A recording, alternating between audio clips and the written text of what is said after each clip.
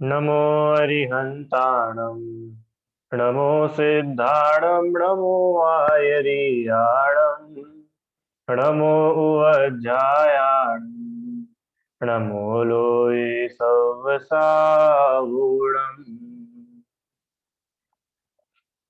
तीन भुवन में सार वीतराग विज्ञानता शिव स्वरूप शिवकार नमः त्रियोग संहारिके।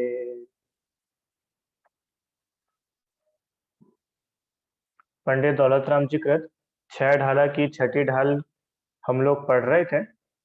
इसमें हमने अभी तक 5 महाव्रतों का स्वरूप समझा। छठी ढाल में काय का वर्णन है? छठी ढाल में सम्यक चारित्र का वर्णन है। बराबर। सम्यक चारित्र, सकल चारित्र। क्योंकि श्रावक के योग की जो चारित्र था वो तो चौथी ढाल में बता करके आए थे। अब मुनिराज का जीवन कैसा होता है, मुनि जीवन कैसा होता है, मुनिचर्या कैसी होती है ना, कैसे मोक्ष को प्राप्त किया जाता है, उसकी पूर्णता पूरी जो है छठी ढाल में दौलत राम जी ने की है। बराबर। तो मुनिराज के चारित्र में 28 मूल गुणों की चर्चा इसमें आई है। उन 28 मूल गुणों में से हमने जो शुरू के 5 मूल गुण हैं उनकी बात करी थी। कौन कौन से 5 थे? अहिंसा महाव्रत, सत्य महाव्रत, अचौर्य महाव्रत, ब्रह्मचर्य महाव्रत और अपरिग्रह महाव्रत। इन 5 महाव्रतों की चर्चा हमने करी थी। 5 पापों के पूर्ण त्याग को महाव्रत कहते हैं। क्लियर? चलिए अब अपन शुरू करते। परिग्रह त्याग महाव्रत का भी थोड़ा सा पार्ट लेकर के अब अपन 5 समितियां पढ़ेंगे। आइए। छंद नंबर 2। अंतर चतुर्दश भेद बाहिर संग दस धाते टले परमाद तजी चौकर मही लखी समिति ईर्याते चले जग सुहित कर सब अहित हर श्रुति सुखद सब संशय हरे भ्रम रोग हर जिनके वचन मुख चंद्र ते अमृत झरे। पहली लाइन में अपरिग्रह महाव्रत का स्वरूप बताया है। किसे कहते हैं अपरिग्रह महाव्रत? कि परिग्रह के पूर्ण रूप से त्याग करने को अपरिग्रह महाव्रत कहते हैं। श्रावकों की जब हमने बात की थी वहां पर अपरिग्रह नहीं था, वहां पर परिग्रह परिमाण था। क्यों परिमाण क्यों था? क्योंकि श्रावक अवस्था में परिग्रह का पूर्ण रूप से त्याग नहीं हो सकता, पूरी तरीके से परिग्रह को नहीं त्यागा जा सकता। तो श्रावक क्या करता है कि अपने परिग्रह का परिमाण करता है, उसकी लिमिट बनाता है ना, उनकी सीमा बांधता है। ये श्रावक करता है। पर अब यहाँ पर मुनिराज की बात है तो मुनिराज तो समस्त ही परिग्रह का त्याग करते हैं। 24 प्रकार के परिग्रह होते हैं। अंतर चतुर्दश, अंतर चतुर्दश, अंतरंग के 14 प्रकार के परिग्रह और बाहर के 10, बहिरंग 10 प्रकार के परिग्रह। 10 बहिरंग, 14 अंतरंग, ऐसे 24 प्रकार के परिग्रहों से टले, ऐसे 24 प्रकार के परिग्रहों से जो रहित होते हैं, ऐसे अपरिग्रह महाव्रतधारी मुनिराज होते हैं। ठीक है भैया। 24 प्रकार के परिग्रहों से जो रहित है वे मुनिराज कहलाते हैं, अपरिग्रही मुनिराज। चलो ठीक है। इनका एक प्रश्न आया है कि शरीर पाप करता है तो आत्मा क्यों भुगतती है पाप का फल। इसकी चर्चा करेंगे अपन। ठीक है, पहले विषय की बात करके समझेंगे इसको। ये हुए 5 महाव्रतों की चर्चा। अब आती है 5 समिति। जो हमने 28 मूल गुण पढ़े थे, एक बार रिवीजन कर लेते हैं। 28 मूल गुण होते कौन कौन? किसी को याद है क्या 28 मूल गुणों के नाम? नहीं? देखो, देखते हैं अपन। 5, 6, 7 पढ़ा था, याद आया कि नहीं आया? 5 महाव्रत, 5 समिति और 5 इंद्रिय विजय। ठीक है, ये 5 5 5। अब 6 आवश्यक और 7 अन्य गुण, ऐसे टोटल 28 मूल गुण मुनिराज के होते हैं। कौन कौन से होते हैं 28 मूल गुण, याद हो गए क्या ध्रुव? 5 महाव्रत, 5 समिति और 5 इंद्रिय विजय। 5 5 5। देखो 5 महाव्रत तो बहुत सरल है, 5 पापों का त्याग, तो 5 पापों के त्याग से 5 महाव्रत, सरल है ना। अब 5 इंद्रिय विजय भी सरल है, पांचों इंद्रिया होती है तो पांचों इंद्रियों को जीतना, 4 को, 3 को, 2 को नहीं, पांचों को ही जीतना, तो ये हो गया 5 इंद्रिय विजय। ये भी आ गए, चलो ठीक है। अब अपने को एक चीज याद करनी, 5 समिति, क्या याद करना है ध्रुव? 5 समिति। ठीक है, हो गए 15। कौन कौन से 15 हुए? 5 महाव्रत, 5 समिति और 5 इंद्रिय विजय। ठीक है, चलो। अब 5 के बाद क्या का नंबर आता है? 5 के बाद आता है 6। 6 क्या होते हैं? कि 6 आवश्यक होते हैं। अपने श्रावकों के भी 6 आवश्यक पढ़े ना आप लोगों ने? देव पूजा, गुरु उपासना, स्वाध्याय, संयम, तप, दान, बराबर। तो ऐसे मुनिराज के भी 6 आवश्यक होते हैं, पर वो श्रावकों से अलग होते हैं। जैसे अपने देव पूजा होती है, अपनी गुरु उपासना होती है, स्वाध्याय होता है, मुनिराज के ये नहीं होते, उनके दूसरे 6 आवश्यक होते हैं। ठीक है, वो अभी अपन इसके बाद पढ़ेंगे। अब 6 आवश्यक और 7 शेष गुण या 7 अन्य एक्स्ट्रा, ऐसे 7 जो इन 21 में नहीं आए हैं, उन 7 को अलग से बना दिया। ठीक है रुचि आंटी, ऐसे टोटल कितने हो गए? 28 हो गए। हो गए 28 का नाम याद सभी को? 5 महाव्रत, 5 समिति, 5 इंद्रिय विजय, 6 आवश्यक और 7 अन्य गुण। ठीक है, 5 5 5, 6 और 7। चलो बढ़िया। तो 5 महाव्रत की चर्चा अपनी अभी हो चुकी है। अब अपन 5 समिति पढ़ेंगे। ठीक है, तो सबसे पहले नंबर पे आती है ईर्या समिति। सबसे पहली कौन सी है? बोलते जाओ भैया सब लोग जल्दी जल्दी। सबसे पहली ईर्या समिति, बहुत बढ़िया। दूसरी भाषा समिति, बोलोगे तो याद हो जाएगा, बहुत सरल है। पहली ईर्या समिति, दूसरी भाषा समिति, तीसरी ऐषणा समिति, चौथी आदान निक्षेपण समिति और पांचवी प्रतिष्ठापन समिति। ठीक है, एक बार और बोले, फिर अपन सबको एक एक करके समझेंगे। सबसे पहला ईर्या समिति, दूसरा भाषा समिति, तीसरा ऐषणा समिति, चौथा आदान निक्षेपण समिति, आदान निक्षेपण। ठीक है, और पांचवा प्रतिष्ठापन समिति। बस ये 5 नाम आपको याद करना है, बाकी तो सरल है। 5 भी अपन पढ़ेंगे तो आपको पढ़ते पढ़ते याद हो जाएंगे, पर एक एक बार बोल लो सब लोग। रुचि आंटी कौन कौन सी है? पहली ईर्या समिति, फिर भाषा समिति, ऐषणा समिति, आदान निक्षेपण समिति और प्रतिष्ठापन समिति। ऐसी ये 5 समितियां होती है। ठीक है, अब ये समिति मतलब क्या होता है? समिति मतलब आपको मालूम है समिति? कि समिति का अर्थ क्या होता है? किसी को पता है क्या भैया, समिति का क्या अर्थ होता है? बताइए स्वर्ण प्रभा आंटी, बोलिए। यत्नाचार पूर्वक प्रवृत्ति करना समिति कहलाती है। बहुत बढ़िया, बहुत अच्छे। यत्नाचार पूर्वक प्रवृत्ति करना समिति कहलाता है। आराध्या बहन बताओ। कोई ग्रुप। अच्छा, समिति मतलब इनका बोलना है कोई ग्रुप, ऐसा बोलते हैं ना, समिति है। क्या हमारे यहाँ पर मुनि वैयाव्रत समिति, माने वो समिति जो मुनिराज की वैयावृत्ति करती है ना। समिति मतलब ग्रुप। ठीक है, यहाँ पर उसका अर्थ पर ग्रुप नहीं है, यहाँ पे उसका अर्थ जो यत्नाचार पूर्वक प्रवृत्ति, प्रवृत्ति क्या होता है? ये तो और कठिन हो गया।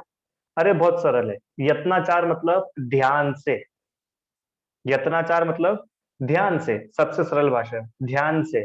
प्रवृत्ति मतलब कुछ करना, ध्रुव। समिति माने ध्यान से कुछ करने का नाम समिति है, सबसे सरल भाषा में। समिति किसको बोलते हैं? ध्यान से काम करना।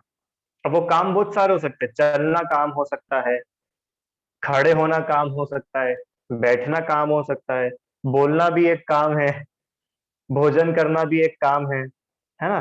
तो ये जितने भी कार्य होते हैं, इन कामों को कैसे करना है? ध्यान से कि बिना ध्यान से, कि ध्यान से करना है। ये ध्यान से काम करने का नाम समिति है, सबसे सरल भाषा। ठीक है भैया, चलिए धन्यवाद। आगे तो अब ये जो समितियां है ये 5 होती है: क्रिया, भाषा, ऐषणा, आदान निक्षेपण और प्रतिष्ठापन। ठीक है, अब अपन क्रिया समिति के बारे में समझते हैं थोड़ा सा। क्रिया समिति किसे कहते हैं? क्रिया समिति किसे कहते हैं? चलो, यहाँ पे क्या लिखा है? पहली लाइन, ये जो सेकंड लाइन है ना, बस ये एक लाइन में एरिया समिति का स्वरूप बताया है। परमाद तजी चौकर मही लखी समिति एरिया ते चले। ये पहली जो लाइन है, मतलब एक लाइन, सॉरी, जो दूसरा नंबर की लाइन है ना, इसमें उन्होंने एरिया समिति की बहुत सुंदर वर्णन करा है। सबसे पहले परमाद तजी, परमाद माने प्रमाद। ये प्रमाद हम लोग पढ़ चुके हैं। कोई बताएगा हम लोगों ने कब पढ़ा था प्रमाद को? जल्दी जल्दी बताओ। प्रमाद पढ़ चुके हम लोग, बोलो आराध्या, कब पढ़ा था प्रमाद? हमने प्रमाद को तीसरे ढाल में पढ़ा था। कहाँ पे? तीसरे ढाल में कब आया था? मिथ्यात्व के 5 प्रकार। हाँ ठीक है, मिथ्यात्व के 5 प्रकार नहीं, आश्रव के 5 प्रकार। 5 प्रकार का आश्रव था ना, मिथ्यात्व, अविरति, प्रमाद, कषाय, योग। ठीक है, जब हम लोगों ने प्रमाद पढ़ा था। वेरी गुड, चलो ठीक है। मतलब आप लोग अभी थोड़ा गाड़ी ट्रैक पर ही है, ट्रैक से भटकी नहीं है इतने दिनों में, अच्छी बात है। प्रमाद हम लोगों ने तब पढ़ा था। रुचि आंटी, किसको बोलते हैं प्रमाद? किसको बोलते हैं? कि प्रमाद सरल, आलस, आलस को प्रमाद कहते हैं। ठीक है, ये इसकी बहुत जनरल परिभाषा है,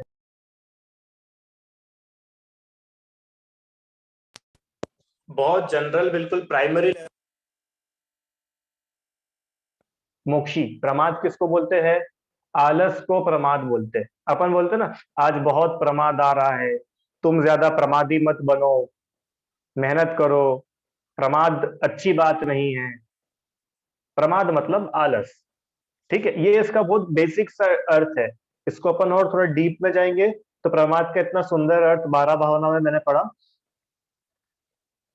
आत्मा को भूलना प्रमाद है। जब जब आपकी आत्मा आपके ख्याल में नहीं है, तब तब आप प्रमाद में हो। प्रमाद मतलब आलस। प्रमाद के भेद होते हैं ना बहुत सारे। नींद आना एक प्रकार का प्रमाद है, कषाय करना प्रमाद है। 15 प्रकार के भेद होते हैं ना प्रमाद के। और निद्रा प्रमाद है, विकथा करना प्रमाद है। ये सब हम पढ़ चुके थे उस समय तीसरे ढाल में। 4 प्रकार की विकथा: स्त्री कथा, राज कथा, चोर कथा, भोजन कथा, ये सब। तो इसका और थोड़ा सा अपन शॉर्ट करें, अपनी आत्मा को भूलना वह प्रमाद कहलाता है। ये बिल्कुल उसकी प्रॉपर डेफिनेशन है। और थोड़ी प्राइमरी जनरल बात करें तो आलस का नाम प्रमाद है। अब यहाँ पर हम उसका अर्थ आलस लेंगे। आलस को त्याग करके, तो महाराज जी आलसी की त्याग नहीं करते क्या? अब अपन लोग अपने साथ कनेक्ट करके देखो। ध्रुव भाई, अपन चलते समय आलस करते कि नहीं करते? कि नहीं सर, आलस तो सोते सोते होता है, चलते चलते आलस थोड़ी होता है। क्यों? आलस कब होता है? जब हम सोते हैं, जब हम बहुत थक जाते हैं, उस टाइम आलस होता है। चलते चलते आलस होता है क्यों? आलस, प्रमाद का मतलब ध्यान नहीं देना। आप बिना देखे चल रहे हो, इधर उधर बात करके चल रहे हो, है ना? आपको ये नहीं पता कि आप जहाँ पे चल रहे हो वहां पर घास तो नहीं है, वहां पर जीव तो नहीं है, वहां पर चींटियां तो नहीं है। अभी देखो गर्मियों के दिन शुरू हो गए ना, गर्मियों में बहुत चींटियां आती है। देखा होगा आप लोगों को, घर में आना शुरू हो गई होंगी। गर्मियों के दिनों में खूब चींटियां आती है। तो देखभाल करके काम करना, हम जब भी चले, हम भले बाथरूम में जाए, किचन में हो, कहीं भी हो, चींटियों को देख करके काम करना। देख करके काम करना मतलब उनको बचा करके काम करना, नहीं तो पता चला हाँ सर हमने देख तो लिया था और वो मर गई, आपने तो देखने के लिए बोला था। अरे देखना मतलब बचाना। ठीक है, इसका नाम है प्रमाद का त्याग करना, आलस नहीं करना। अब ऐसा नहीं कौन झाड़ू से हटाए, अब अपन तो बिछा दो, तो इसका नाम है आलस, और वो आलस हिंसा होती है। प्रमत्त योगात प्राण व्यपरोपणम हिंसा, प्रमाद से किसी के प्राण को हर लेना वो हिंसा है।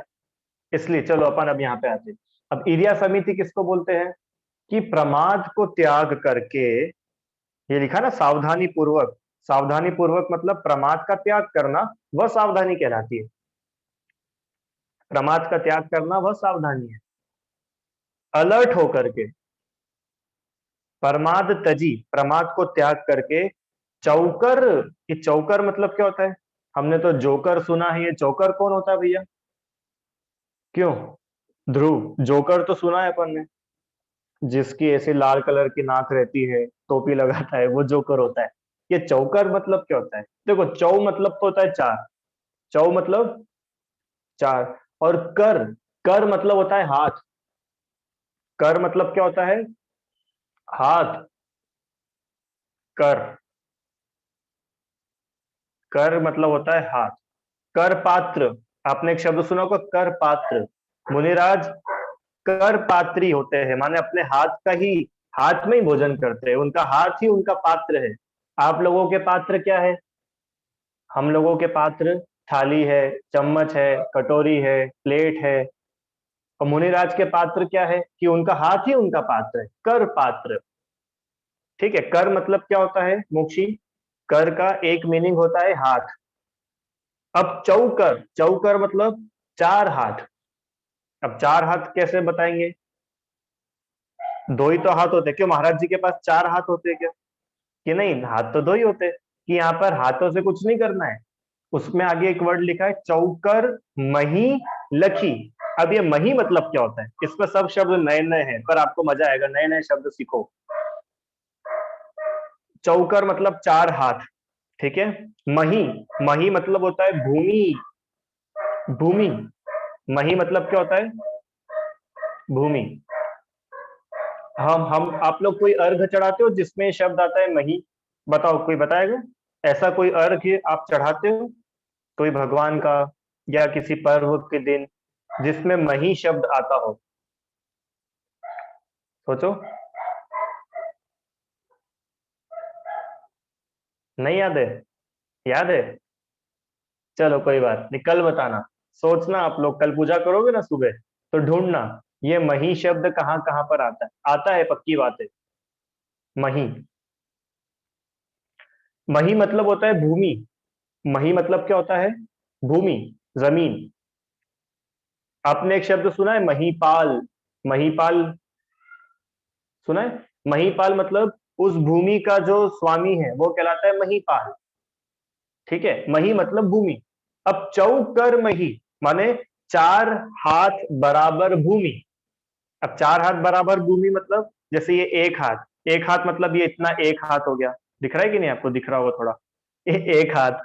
ऐसे ही इसके आगे और करो तो दो हाथ, तीन हाथ और चार हाथ। तो इतने डिस्टेंस, चार हाथ में जितना डिस्टेंस होता है, उतने डिस्टेंस की भूमि देख करके मुनिराज चलते हैं। ये इस लाइन का अर्थ है। ईर्ष्या समिति किसको बोलते हैं?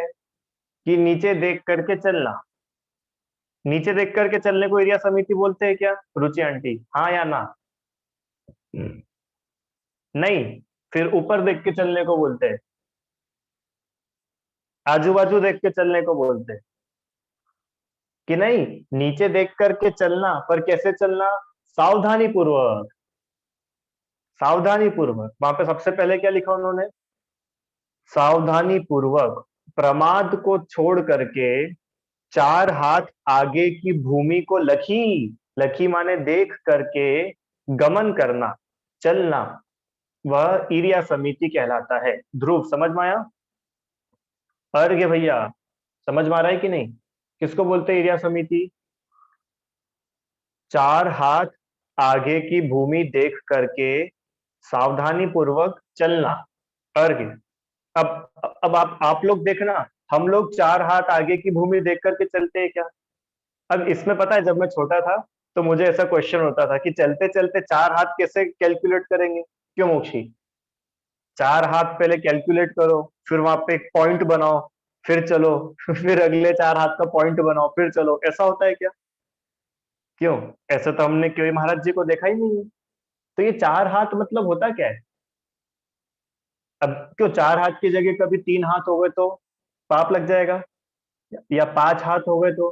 कि वो चार हाथ तो खाली उन्होंने एक सिंबल बताया है, उसका अर्थ इतना समझना कि जितना आपकी आंखों से जितनी दूर तक का भी क्लियर दिखता है, उतना दूर का सावधानी पूर्वक देख करके चलना।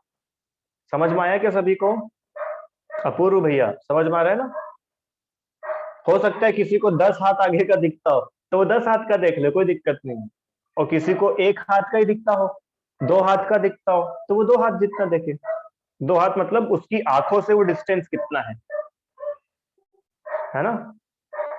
अब जो बच्चों को थोड़ा सा मैथ्स गणित पढ़ा होगा तो आप लोगों ने वो पढ़ा है कि मैथ्स में ट्राइंगल होता है, एक परपेंडिकुलर, एक बेस और एक हाइपोटेनस। ऐसा ही होता है ना? पढ़ा है कि नहीं बच्चे लोगों ने? नहीं तो आप बोलोगे कि सर पहले ही स्कूल वाले परेशान करते हैं, अब आप छह ढाला में भी मैथ्स पढ़ा रहे हो। तो मैं नहीं पढ़ाता हूँ, चलो छोड़ो, नहीं पढ़ते, आप स्कूल में ही पढ़ो तो वो जो इंक्लिनेशन रहता है, मतलब आपकी आंख से नीचे कितनी दूर तक आप जमीन तक क्लियर देख पाते हो, होता है ना अर्घ ऐसा। हम खड़े हैं और हमको जमीन का कितनी दूर तक का दिखता है, कोई चींटी हमको दिख रही है कि नहीं दिख रही है ना? कोई लट चल रही है तो वो दिख रही है कि नहीं दिख रही है?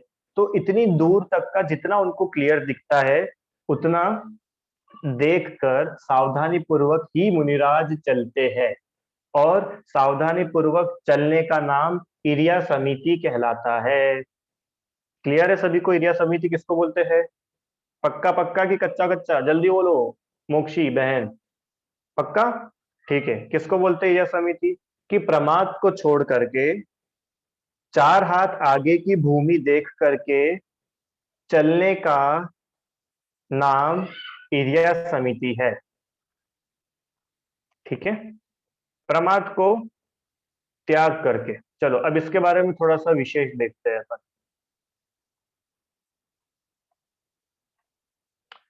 चलो एक बार पढ़े।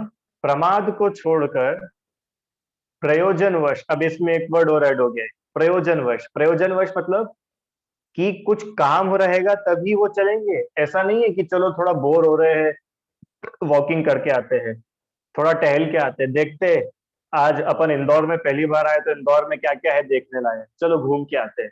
ऐसे वॉकिंग करने के लिए नहीं जाते मुनिराज। प्रयोजन हो तो, कुछ काम हो तो, ठीक है, बिना काम के नहीं घूमते, काम हो तो। और कब घूमते हैं रुचि आंटी? मुनिराज कब विहार करते हैं? दिन में कि रात में? कि दिन में विहार करते हैं, रात में विहार नहीं करते। ठीक है? प्रमाद को छोड़ करके प्रयोजनवश, मतलब अननेसेसरी नहीं, कुछ जरूरत हो तो ही दिन में, दिन के समय में चार हाथ आगे की जमीन देखकर प्रासुक भूमि पर चलना। ये प्रासुक भूमि कौन सी होती है? प्रासुक भोजन तो हमने सुना था, प्रासुक जल हमने सुना था, ये भूमि भी प्रासुक होती है क्या? प्रासुक मतलब जीवों से रहित, ऐसी भूमि जहां पर अब कोई जीव नहीं है, जीव जंतु नहीं है, उस भूमि को बोलते प्रासुक भूमि। ऐसी प्रासुक भूमि पर चलना वह एरिया समिति कहलाता है। चलो अभी अच्छी है, 4 पॉइंट्स अच्छे हैं, इसमें आपको और क्लैरिटी आएगी। देखो पढ़ते हैं। सबसे पहले एरिया समिति में ध्यान देने योग्य चार बातें कौन कौन सी है? सबसे पहले तो कि मुनिराज जिस भी मार्ग पर चल रहे हैं वह मार्ग शुद्ध होना चाहिए। शुद्ध होना चाहिए मतलब कि उस मार्ग पर घास नहीं होना चाहिए, काई नहीं जमी होना चाहिए। काई मतलब पता है आपको काई क्या होता है? काई देखिए बच्चों, इंग्लिश में क्या बोलते हो उसको आप लोग?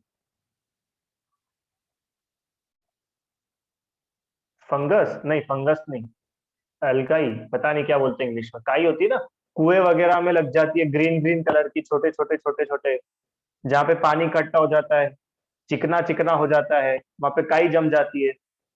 नदी के किनारे हो जाता है, कई बार तालाब में हो जाता है काई।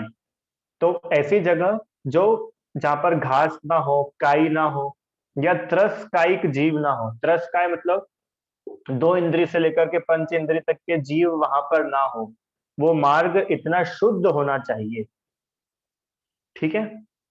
अब ये मार्ग शुद्ध कैसे होगा, कैसे होता है मार्ग शुद्ध, कि एक तो धूप से शुद्ध हो जाता है। जैसे कई बार होता है ना कि रात में ठंडक रहती है तो बहुत सारे जीव आ जाते हैं, बैठ जाते हैं, और धूप आते से ही, धूप लगी, वह जगह थोड़ी सी गर्म हुई, उसका तपन हुआ, वह तपी और वह शुद्ध हो जाती है। ठीक है। या फिर ऐसे कोई रास्ते पर मुनिराज विहार करते हैं जिस पर ऑलरेडी पहले बहुत सारे लोग चल के जा चुके हैं, है ना। ऐसे ऐसे रास्ते से विहार करते हैं जहां से कोई गाड़ियां निकल चुकी हो, लोग बाग पैदल निकल चुके हो, उस रास्ते से विहार करते। क्यों? क्योंकि अब उस रास्ते पर जीव नहीं रहे, वहां पर अब कोई जीव नहीं है। ठीक है। ऐसा समझना, पहला हुआ मार्ग शुद्धि, कि ऐसे मार्ग से जाते हैं जो मार्ग शुद्ध हो। बराबर। चलिए दूसरा, उद्योत शुद्धि। उद्योत शुद्धि मतलब, ये नाम को याद मत करना, आप उसके भाव समझ लेना, उतना बहुत है। सूर्य के प्रकाश में चलना। मुनिराज हमेशा सूर्य के प्रकाश में ही चलते हैं। सूर्य के प्रकाश में चलते मतलब अंधेरे में नहीं चलते हैं, अंधेरे में विहार नहीं करते, चलते नहीं। या कृत्रिम लाइट में नहीं चलते। कृत्रिम लाइट मतलब artificial light, torch, tubelight, halogen, इस लाइट में मुनिराज नहीं चलते। इरिया समिति का निर्दोष पालन तभी होता है जब वे सूर्य के प्रकाश में चले। ठीक है। अंधेरे में लाइट जला ली और फिर चल रहे हैं, उसमें इरिया समिति में दोष आता है। दो। तीसरा, उपयोग शुद्धि। उपयोग शुद्धि माने उपयोग केंद्रित करके चलना। उपयोग मतलब हमारा ध्यान, सिंपल टर्म्स में ध्यान, हमारा ध्यान वहीं पर ही लगा रहे। ऐसा नहीं है कि हम बात करते करते चल रहे हैं, चल सामने रहे हैं, देख कहीं और रहे हैं। पैरों को सावधानी से उठा करके चलना। ऐसा ना हो कि पैर किसी जीव के ऊपर पड़ जाए, हाँ, पैर किसी पत्थर से टकरा जाए, पैर कहीं पे लग जाए, ठोकर लग जाए, चोट लग जाए। ऐसे नहीं, अपना उपयोग, अपना ध्यान वहीं पर ही केंद्रित करके विहार करना। तीसरी बात और अंतिम, आलंबन शुद्धि। बिना प्रयोजन विहार नहीं करना। बिना प्रयोजन, अननेसेसरी मुनिराज विहार नहीं करते हैं। उनके विहार करने के पीछे कोई ना कोई कारण रहता है, वजह रहती है, बेवजह वो घूमते नहीं। आप लोग जाते हो कि नहीं बेवजह घूमने? ध्रुव, अब बोर हो रहे, क्या करो, चलो थोड़ा सा घूम के आते हैं। तो मुनिराज जैसे बोरियत मिटाने के लिए घूमते नहीं है, बेवजह घूमते नहीं है। प्रयोजन, अब वो प्रयोजन भी कैसा प्रयोजन होना चाहिए? थोड़ा अच्छा प्रयोजन होना चाहिए। अच्छा मतलब थोड़ा समझ में आए ऐसा प्रयोजन हो। तीर्थ वंदना के लिए विहार करते हैं, गुरु की वंदना के लिए विहार करते हैं, भगवान के दर्शन के लिए विहार करते हैं, आहार आदि के लिए विहार करते हैं, एक क्षेत्र से अन्य क्षेत्र में जाना हो तो विहार करते हैं। इन स्थितियों में मुनिराज विहार करते हैं। ठीक है। इस प्रकार से समझना। आई होप आप सभी को एरिया समिति समझ में आई होगी। सरल है। ये स्लाइड फिर भी थोड़ा सा स्पेशल है, पर फिर भी इतना तो आप लोगों को समझ में आना चाहिए। एरिया समिति किसको बोलते हैं? कि प्रमाद को छोड़कर अपने प्रयोजन से दिन में 4 हाथ आगे की भूमि देखकर चलना, प्रासुक भूमि पर चलना, वह एरिया समिति कहलाती। ठीक है। चलिए अगली समिति भी पढ़ते हैं अपन। दूसरी कौन सी समिति है? भाषा समिति। भाषा समिति किसको बोलते हैं? अब ये तो बहुत सिंपल है, भाषा से आप लोग समझ ही गए होंगे। भाषा मतलब जो हम बोल रहे हैं, तो मुनिराज जो बोल रहे हैं वो उनकी बोली कैसी होनी चाहिए, ये सत्य महाव्रत में भी हमने पढ़ा था, यहाँ पर भी इसका चर्चा आएगी। उनकी भाषा कैसी होनी चाहिए? देखो कैसी होनी चाहिए। जग सुहित कर, जगत का हित करने वाली, जगत का सुहित, सुहित माने अच्छे प्रकार से जगत का हित करे। मुनिराज की भाषा ऐसी हो कि जिसको सुनकर के पूरे जगत का कल्याण हो जाए। ऐसी भाषा नहीं बोलते मुनिराज कि उनके बात सुन करके दो लोग आपस में लड़ाई करने लग जाए ना। उनकी भाषा ऐसी होती है जिसमें पूरे जगत का हित हो, भला हो। जग सुहित कर, सब अहित हर, और जितने भी अहित है, जितनी भी बुराइयां है, उन सबको उनके शब्द हर देते हैं। उनके शब्दों से, उनकी वाणी से जितने भी झगड़े हैं, तो झगड़े सुलझ जाते हैं, सारे अहित नष्ट हो जाते हैं। ठीक है। जग सुहित कर, सब अहित हर, श्रुति सुखद, श्रुति सुखद, श्रुति मतलब कान, श्रुति श्रोत्र इंद्री बोलते हैं। कर्ण इंद्री का एक और नाम है श्रोत्र इंद्री, सुना होगा आप लोगों ने, श्रोत्र इंद्री। कानों को प्रिय लगने वाले वचन बोलते हैं मुनिराज। ऐसे शब्द नहीं बोलते जो हमारे कानों में चुभे। मुनिराज कैसे शब्द का प्रयोग करते हैं? श्रुति सुखद, जो कानों को सुख दे, कानों में शांति मिले, जो कानों में मिश्री घोल दे, ऐसे शब्द मुनिराज बोलते हैं। कानों में जहर घोल दे ऐसा नहीं, मिश्री घोल दे, प्रेम से प्यार से बोलते हैं। ठीक है। सब संशय हरे, और ऐसे मुनिराज की वाणी होती है कि हमारे सारे संशय, हमारे सर्व प्रकार की शंकाएं दूर हो जाती है। ठीक है। भ्रम रोग हर जिनके वचन, भ्रम रोग हर, भ्रम माने मिथ्यात्व, भ्रम माने मिथ्यात्व, मिथ्यात्व रूपी रोग जिससे दूर भाग जाता है। मिथ्यात्व, विपरीतता, संदेह, ऐसे जो रोग है, ऐसी जो बुराइयां है, जो विभाव है, वे मुनिराज के शब्दों को सुनते से ही भाग जाते हैं। जिनके वचन मुख चंद्र ते अमृत झरे। हाँ, आप लोगों ने चंद्रमा देखा है? अभी 3 दिन पहले पूर्णिमा थी।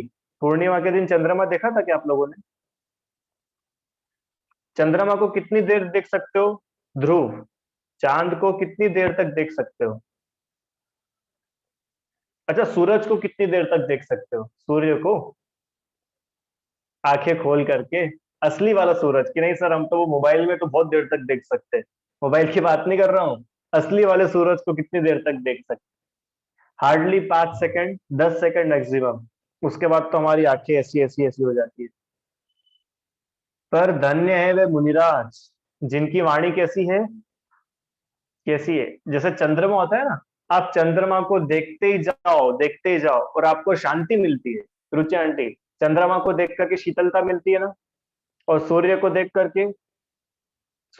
करके परेशानी होती है, दुख होता है, उष्णता मिलती है। तो जैसे चंद्रमा को देखकर शीतलता मिलती है, शीतलता रूप अमृत चंद्रमा से झरता हो मानो, है ना।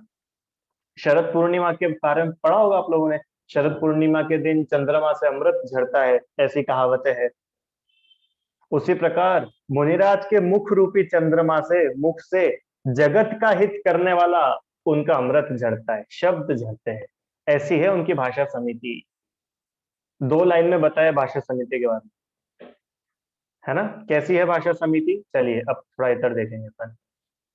आगम के अनुसार हित मित प्रिय वचन बोलना, वह मुनिराज की भाषा समिति कहलाती है। आगम के अनुसार, अपने मन मन से नहीं, आगम के अनुसार। हित, हित मतलब सभी का हित करने वाली, सभी का भला करने वाली। मित, मित मतलब मीठे वचन, कड़वे नहीं, मीठे वचन। और प्रिय, प्रिय माने ऐसे वचनों का प्रयोग करते हैं जो सभी को प्रिय लगे, प्रिय लगते हैं, अच्छे लगते हैं, उन कानों में सुनना अच्छा लगता है। ऐसा नहीं लगता अरे इन्होंने कहाँ बोलना शुरू कर दिया, अपन कान बंद कर। ऐसा होता है ना, बहुत लोग ऐसे होते हैं कि जैसे ही उन्होंने बोलना शुरू करा और इधर कान बंद। ऐसे नहीं होते मुनिराज के वचन, बड़े मीठे होते, प्रिय वचन होते हैं। है ना। चलो आगे अंतिम। मुनिराज की वाणी कैसी होती है कि जगत का हित करने वाली, अहित का नाश करने वाली, संशय को, हमारे भ्रम को, हमारी शंकाओं को दूर करने वाली, हमारी शंकाओं का समाधान करने वाली, कानों को प्यारी हो, कर्ण प्रिय हो, भ्रम रूपी रोगों को, हमारे सारे भ्रमों को, हमारे सारे मिसकंसेप्शंस को, सारे डाउट्स को हर देती हो, ऐसे चंद्रमा की चांदनी के समान अमृतवही मुनिराज की वाणी होती है। ठीक है, ऐसी ऐषणा समिति, भाषा समिति का स्वरूप हमने देखा। 3 बातें पढ़ी आज हमने, अपरिग्रह महाव्रत, ईर्या समिति और भाषा समिति। ठीक है, चलिए अब इसमें कुछ प्रश्न है किसी का तो आप लोग पूछे, आगे अपन कल कर। अच्छा, होमवर्क आप लोगों को ध्यान है क्या करना है? मही ढूंढ के लाना है। मही, पूजा में मही कहां पर लिखा है? कौन सी पूजा में लिखा है? थोड़ा सा और आपको शॉर्ट कर दूं हिंट एक और, अर्घ्य के छंद में देखना, अर्घ में, अर्घ का जो अष्टक होता है ना, अर्घ्य में देखना आपको मिलेगा। चलो, अब कुछ प्रश्न है, पूछो, बोलो अर्घ्य।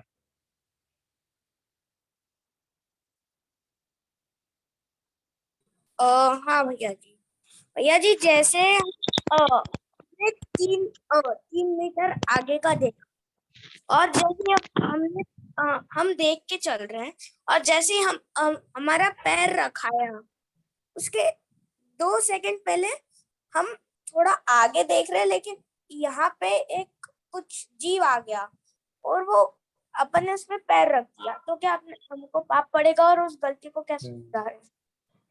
बढ़िया, अच्छी बात, समझ में आया इनका प्रश्न। ये मुनिराज के संदर्भ में भी है, हमने अहिंसा महाव्रत में भी पढ़ा था कि मुनिराज देख करके चलते हैं, फिर भी कोई जीव उनके पैरों के नीचे आकर के मर गया। मान लो कोई उछल करके, वो होते ना ग्रास हॉपर होते हैं, छोटे छोटे जीव होते हैं, जो उछल करके आया और वे पैर रख ही रहे थे, इतने में वो पैर के नीचे आ गया, मर गया, तो भी उन्हें हिंसा का पाप नहीं लगता है, नहीं होती हिंसा, पाप नहीं होता। क्यों? क्योंकि उनका इंटेंशन उस जीव को मारने का नहीं था, उनका इंटेंशन तो उसकी रक्षा करने का था, तभी तो नीचे देख करके चल रहे थे। ठीक है, बढ़िया, गुड। बोलो आराध्या, क्या कहना है? भैया वही वाला जो मैंने चैट बॉक्स में भेजा था। अच्छा, वो अपन करेंगे, अभी आज टाइम हो गया है, उसकी चर्चा कल करेंगे कि ये पाप तो शरीर करता है, रात में शरीर खाता है, क्यों? हाथ, मच्छर तो शरीर मारता है, ये हाथ भी शरीर, ये हाथ भी शरीर, दोनों के बीच मच्छर आ गया और पाप आत्मा को लगता है। ये कैसा गजब का गणित है, समझ में नहीं आया अपने को, तो इसकी बात अपन कल करेंगे, आप लोग भी सोचना भैया। ठीक है, तीर्थ सोचोगे भाई? तीर्थ है ना, छोटा भाई है तीर्थ का, कौन है?